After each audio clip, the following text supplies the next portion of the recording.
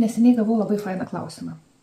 Kam reikia žinoti, kaip veikia protas? Juk jeigu kažkas blogai, nueini pas kažkokį psichoterapeutą ar hipnoterapeutą ir ten viską už tave sutvarko.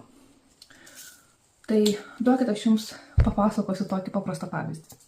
Įsivaizduokit, gaunat gėlę dovanų. Labai gražią, žydinčią.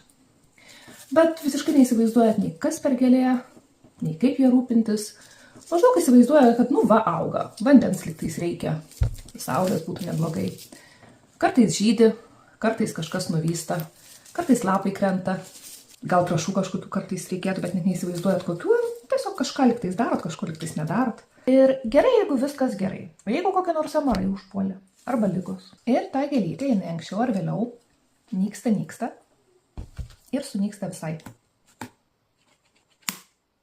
Sakysit, ir kas, gaila biškį, bet tai galima naują gėlytę kažkokią įsigyti, ar ne?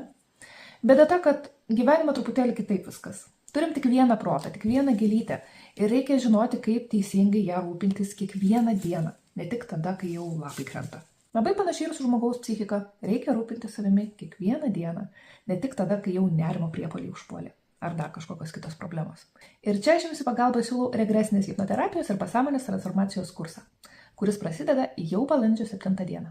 Ten sužinosite ir kaip veikia protas, ir kaip susidaro psichologiniai blokai, kaip išvengti, kad nesusidarytų nauji, kaip išsivalyti senus, kaip perprogramuoti savo protą taip, kad veiktų su jumis, o ne prieš jūs.